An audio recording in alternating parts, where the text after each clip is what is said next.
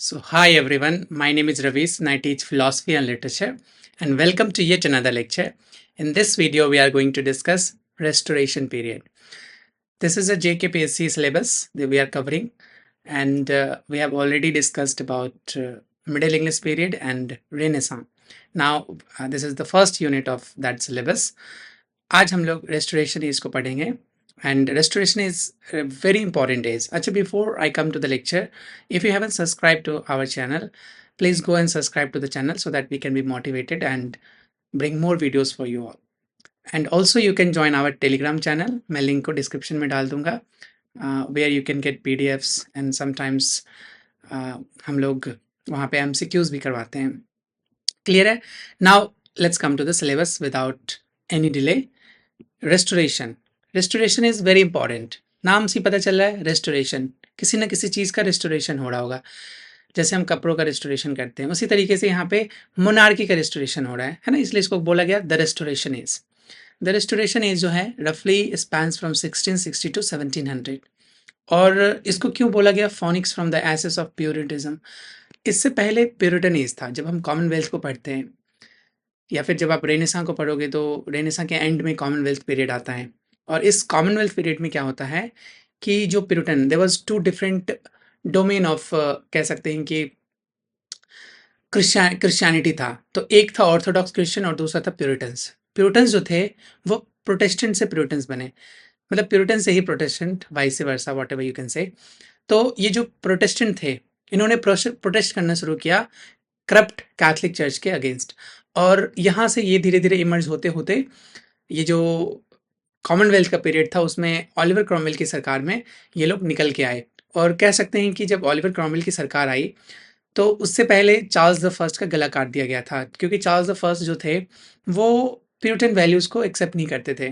तो जिसकी वजह से एक तरह से सिविल वॉर चला, और इस सिविल वॉर की वजह से किंग को अपना जान खोना पड़ा, है ना. King was beheaded.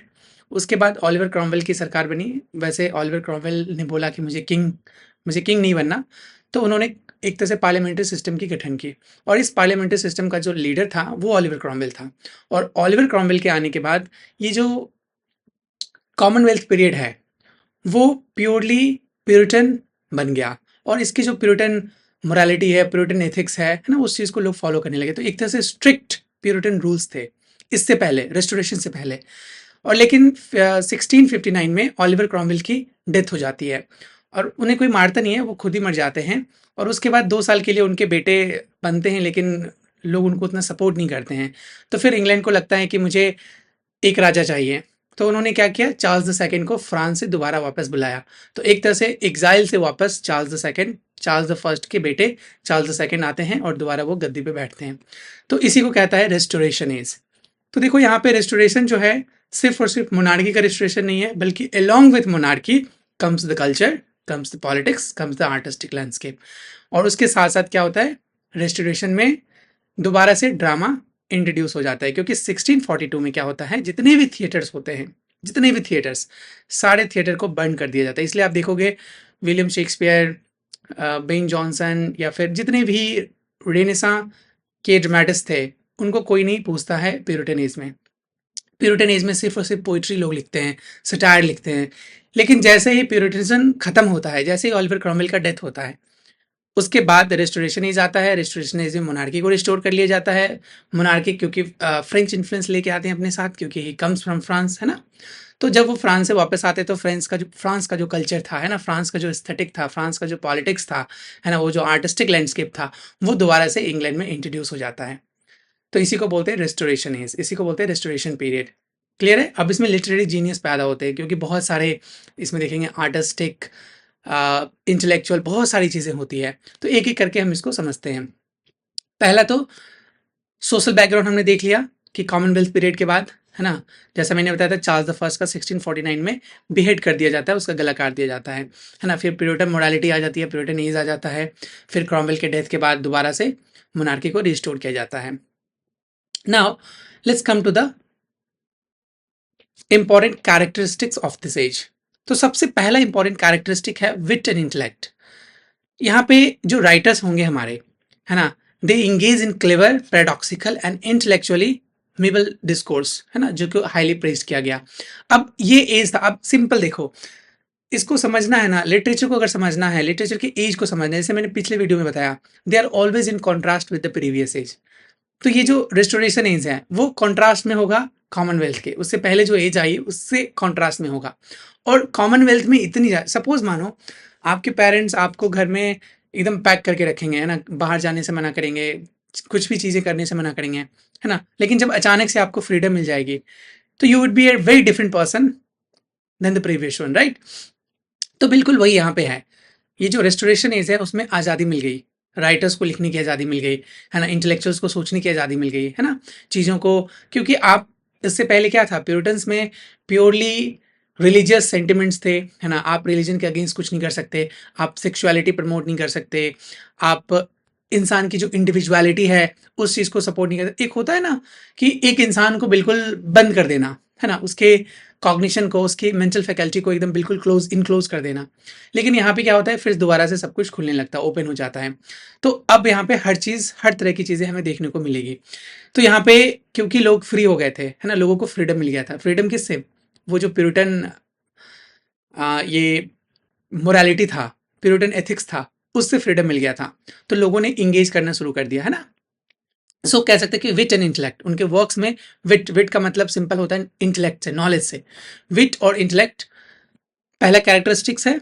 दूसरा रियलिज्म, है ना, दे हैव स्टार्टेड, सब कहता है कि in contrast to the often romantic and idealised literature of Renaissance, restoration जो राइटर थे वो रियलिस्टिक डिपिक्शन करते थे कॉन्टेम्प्रेरी लाइफ को, जो कॉन्टेम्प्रेरी लाइफ में जो भी चीज़ें घटित हो रही थी, है ना, जो भी घटनाएं घटित हो रही थी, जैसे एक एक सभ्य समाज में या एक नॉर्मल सोसाइटी में जो भी चीज़ें होती है ना, जैसे सेंटिमेंटल चीज़ें, या फिर जैसे आप अगर सास बहू के किस्से देखते होगे, तो वो सब क्या है, वो एक तरह स्टार्क रियलिटी है ना, हमारे समाज का। तो उसको एज इट इज प्रेजेंट करते थे स्टेज के ऊपर, है ना। इसलिए कहते हैं this is particularly true for the prose and the comedies manner. ये आपको प्रोज में भी मिलेगा, ये आपको कॉमेडीज में भी मिलेगा, इसलिए इसको कॉमेडी ऑफ मैनर्स या फिर हम रेस्टोरेशन कॉमेडी भी कहते हैं। आगे satire, satire was dominant genre of this particular age, क्योंकि जितने भी राइटर्स थे वो सटारिकल थे, ह्यूमरिस्टिक थे, है ना, आयरनी यूज करते थे, एग्जैजरेशन था ह्यूमन लाइफ का, है ना, सोसाइटल फ्लॉज का। उसके बाद कहते हैं clarity and simplicity of prose, prose आ गए, प्रोज के अंदर क्लैरिटी आ गई, सिंप्लिसिटी आ गई, है ना। उसके बाद न्यू क्लासिसिज्म, जिसको बोलते हैं renowned interest of the classical literature of Greece and Rome. थोड़ा बहुत न्यू क्लासिज्म था, न्यू क्लासिकल आगे पढ़ेंगे, न्यू क्लासिकल लिटरेचर धीरे धीरे आना शुरू हो गया, अलेक्जेंडर पोप लिखना शुरू कर दिए थे। लेकिन इसके बाद जस्ट आफ्टर हिम, है ना, जब हम ऑगस्टन एज पढ़ेंगे तो वहाँ पे न्यू क्लासिकल को पढ़ेंगे। फिर लिबर्टरिज्म एंड ह्यूमन एपेटाइट्स, ऑब्वियस बात है, लोगों ने एक्सप्लोर करना, ड्रामा को एक्सप्लोर करना शुरू कर दिया था, दोबारा से ड्रामा लिखी जाने लगी। उसके बाद सेक्सुअलिटी को एक्सप्लोर करना शुरू कर दिए थे, desire, pursuit of pleasure and frankness, मतलब एवरीथिंग वाज ओपन, क्योंकि वो फ्रेंच कल्चर लेके अपने साथ आए थे। तो these were some of the major, कह सकते हैं कि कैरेक्टरिस्टिक्स था, जिसमें विट एंड इंटेलेक्ट का यूज, ह्यूमर का यूज, रियलिज्म का use, clarity and simplicity prose के अंदर, है ना, सटारिकल वे में लिखना। Now some of the important dramatist, और ये सारे के सारे रेस्टोरेशन ड्रामेटिस्ट हैं, रेस्टोरेशन ड्रामेटिस्ट। यहाँ से क्वेश्चंस बहुत आता है, यहाँ से almost every year UGC asks at least one question from this particular topic. तो रेस्टोरेशन कॉमेडी जो है वो ड्रामा के अंदर बहुत इंपॉर्टेंट है।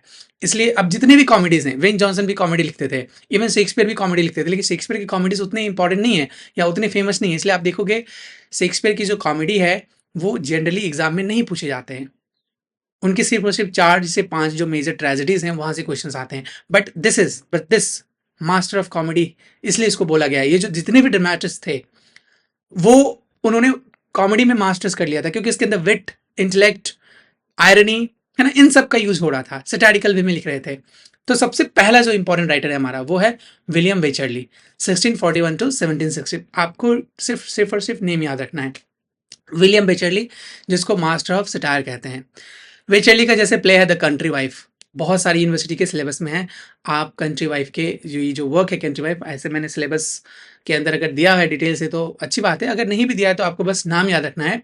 विलियम वेचरली का जो सबसे इंपॉर्टेंट वर्क है द कंट्री वाइफ है, द प्लेन डीलर है, लव इन वुड है, द जेंटलमैन डांसिंग मास्टर है।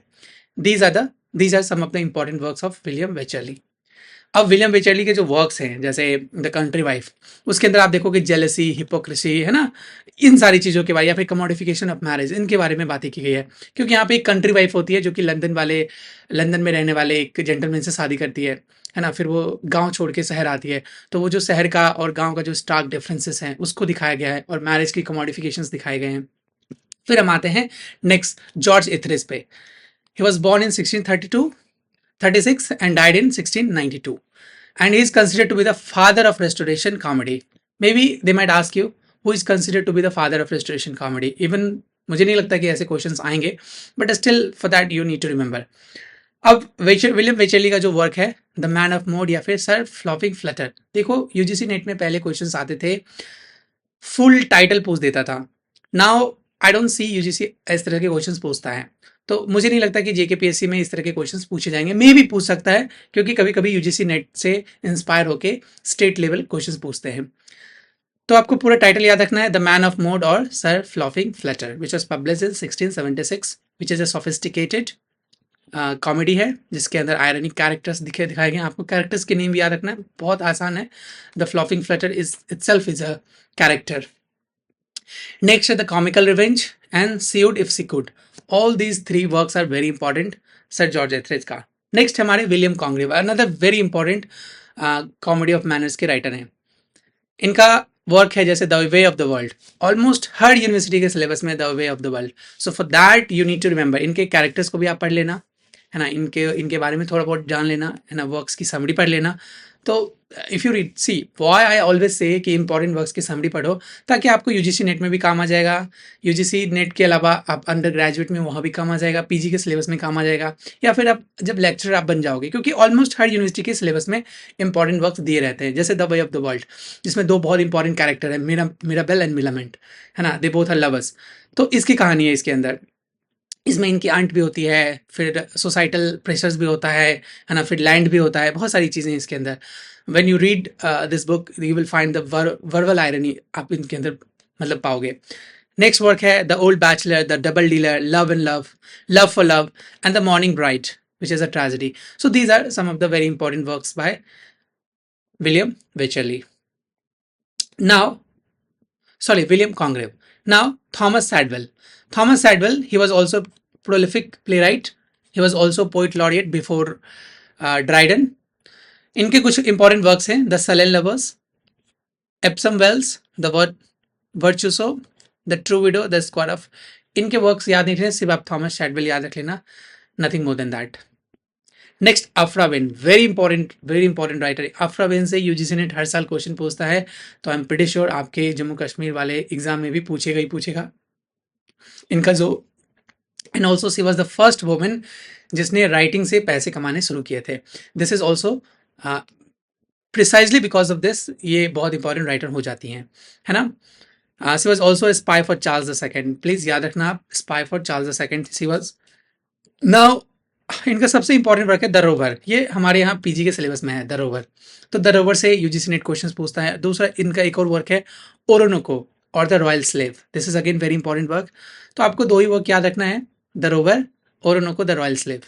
अब द रॉयल स्लेव एक नॉवेल है, एक छोटा सा नॉवेल है, एक ग्राउंड ब्रेक प्रोज वर्क था। इसको कभी कभी कह सकते हैं कि consider to be the earliest English novel as well, but it's not a novel, but sometimes it is considered to be the earliest English novel. Clear है। अब जब हम पोइट की बात करते हैं, जब पोइट्री की बात करते हैं, तो उसमें द एज ऑफ ड्राइडन, इसी एज को एज ऑफ ड्राइडन भी कहते हैं। नाउ कभी कभी आप लोग कंफ्यूज हो जाओगे कि रेस्टोरेशन एज भी है, एज ऑफ ड्राइडन भी है, ऐसा क्यों, है ना। जैसे शेक्सपियरियन एज और रेनेसां एक ही एज को कहते हैं, ऐसा क्यों। ऐसा इसलिए होता है क्योंकि जब हम लिटरेचर को पढ़ते हैं तो लिटरेचर में एक ऐसी चीज़, मतलब जब लिटरेचर को लिखी जाती है, क्योंकि ऑब्वियस बात है कि we need to summarise something, किसी पर्टिकुलर एज को अगर हमें समराइज करना होता है तो हमें एक स्पेसिफिक होना पड़ता है। एक हम सोच के करते हैं कि अच्छा यहाँ से यहाँ तक की चीज़ों को एक नेम दे देते हैं ताकि हमें पढ़ने में आसानी हो, हमें समझने में आसानी हो, उसके बैकग्राउंड को समझने में आसानी हो। जैसे हमने रेस्टोरेशन एज बोला, तो रेस्टोरेशन एज के बारे में जब हम जानेंगे, तो रेस्टोरेशन एज जब एक नई मोनार्क आई जिसने रिस्टोर किया पूरी मोनार्की सिस्टम को, जिसने रिस्टोर किया इंग्लैंड के कल्चर को, तो इसलिए उसको हमने रेस्टोरेशन एज कह दिया। लेकिन अलॉन्ग विद दैट उस एज में अगर कोई इंपॉर्टेंट राइटर है जो सबसे इंपॉर्टेंट राइटर हो, तो उस राइटर के नेम से भी उसको एज को डिफाइन कर दिया जाता है। जैसे age of Pope, Augustan age बोले या एज ऑफ पोप बोले, दोनों सेम है, क्योंकि ऑगस्टन एज में ही अलेक्जेंडर पोप लिख रहे थे, और अलेक्जेंडर पोप जो थे वो सबसे इंपॉर्टेंट राइटर थे। सिमिलरली जब हम चार्ल्स डिकेंस के बारे में बातें करते हैं, या फिर जैसे हमने अभी शेक्सपियर के बारे में बातें किया, जो अगर हम शेक्सपियर के बारे में बातें करते हैं, तो Shakespeare was the most dominant writer of the renaissance. तो अर्ली रेनेसां और या फिर एलिजाबेथन एज और शेक्सपियर एज दोनों सेम है। एलिजाबेथन एज इसलिए कहते हैं क्योंकि वो मोनार्की से, हमने उसको मोनार्की से लिया, तो मोनार्की से लिया, जब एलिजाबेथ जब रूल कर रही थी तो उसको एलिजाबेथन एज कह दिया, है ना। इंपॉर्टेंट मोनार्क्स थी उस समय, और उसी समय इंपॉर्टेंट राइटर थे विलियम शेक्सपियर, तो हमने कह दिया William Shakespeare, age of Shakespeare, है ना। इस तरह से एज को डिफाइन करते हैं, बट ऐसा कोई स्पेसिफिक नहीं है, हम बस पढ़ने के लिए, समझने के लिए, है ना, लिटरेचर इस तरह से लिखी जाती है ताकि हमें आसानी से समझ आए। क्लियर है ना। It is also known as the age of Dryden. बस आपको याद रखना है, रेस्टोरेशन एज 3 से 4 चीज़ों के लिए सबसे फेमस है। पहला, मोनार्की को रिस्टोर करना, जिसमें चार्ल्स II गद्दी पे आते हैं, है ना, अपने फादर के बाद एग्जाइल से रिटर्न होते हैं, कहाँ, फ्रांस से रिटर्न होते हैं। दूसरा, दोबारा से मतलब रेस्टोरेशन कॉमेडी के लिए फेमस है रेस्टोरेशन एज। और तीसरा, एज ऑफ ड्राइडन, मतलब सटायर और पोइट्री के लिए फेमस है, और इसको एज ऑफ ड्राइडन भी कहते हैं। तो ड्राइडन जो थे, he was made poet laureate, he was a historiographer, and Dryden was master of multiple genres, जैसे पोइट्री, ड्रामा, लिटरेरी क्रिटिज्म, सब चीज़ इन्होंने किया है, सब चीज़ इन्होंने लिखा है। और इनके जितने भी वर्क्स हैं, यहाँ से क्वेश्चंस बनने के चांसेस बहुत ज़्यादा होते हैं। इनका पहला वर्क था Absalom and Achitophel, which is a political satire, जो कि बिब्लिकल स्टोरी एब्सलम के ऊपर बेस्ड है। और ये जो एब्सलम है, एब्सलम इज किंग डेविड। तो कह सकते हैं कि जो सटायर होता है ना, तो जब सटारिकल चीज़ें लिखी जाती है तो वो किसी न किसी इंसान को डिनोट करके ही लिखी जाती है। और इस पर्टिकुलर एज में सटायर का कॉन्सेप्ट बहुत ज़्यादा था। जब किसी से नफरत होती थी तो उसके बारे में हम सटारिकल वे में लिख देते थे। जैसा मैक फ्लैक्नो बहुत फेमस है, थॉमस सैडवेल के ऊपर सटायर था, थॉमस सैडवेल ने भी लिखा था इनके ऊपर सटायर, तो इन्होंने इन रिटर्न मैक फ्लैक्नो लिख दिया। तो इस तरह की चीज़ें आपको याद रखने की जरूरत है। एब्सलम एंड अचिटोफिल, जिसमें डेविड किंग की एलेगोरिकल सटारिकल मतलब वर्क है। दूसरा जो है वो है मैक फ्लैक्नो। मैक फ्लैक्नो के अंदर थॉमस सैडविल के ऊपर सटायर है। ऑल फॉर लव, नहीं, अनदर वेरी इंपॉर्टेंट, एक बार यूजीसी ने पूछा यहाँ से क्वेश्चन। ऑल फॉर लव जो है, एक कह सकते हैं कि शेक्सपियर का ही एंथनी एंड क्लियोपेट्रा का वर्जन है, क्योंकि एंथनी एंड क्लियोपेट्रा जब हम शेक्सपियर के पढ़ते हैं तो उसमें एंथनी और क्लियोपेट्रा की लव स्टोरी को दिखाई गई है। और ऑल फॉर लव यहाँ भी दिखाया गया कि किस तरह से जो एंथनी है, ही loses everything for her love, है ना, for his love, sorry, Cleopatra के लिए। तो all for love again very important work. Austria Rideau, Ines Mirabilis, The Hind and the Panther. These are some of the very important work of John Dryden. जैसा मैंने questions देखे हैं, इतने difficult questions नहीं पूछे जा रहे हैं। अच्छा, क्योंकि लेक्चर जो है ना बहुत लंबा हो जाता है, और वन सिटिंग में it's very difficult for someone to, है ना, focus on half an hour lecture और 1 आवर लेक्चर। तो मैं क्या करूँगा ना, जो क्वेश्चंस हैं, जो मैंने सोचा था कि at the end of the lecture मैं क्वेश्चंस भी करवाऊंगा, MCQs भी करवाऊंगा, बट MCQs मैं ग्रुप में करवा दूंगा, टेलीग्राम चैनल पे करवा दूंगा। So for that you need to join the Telegram channel, मैं लिंक को डिस्क्रिप्शन में डाल दूंगा। आगे चलते हैं। कहता है Samuel Butler, next important writer है सैमुअल बटलर।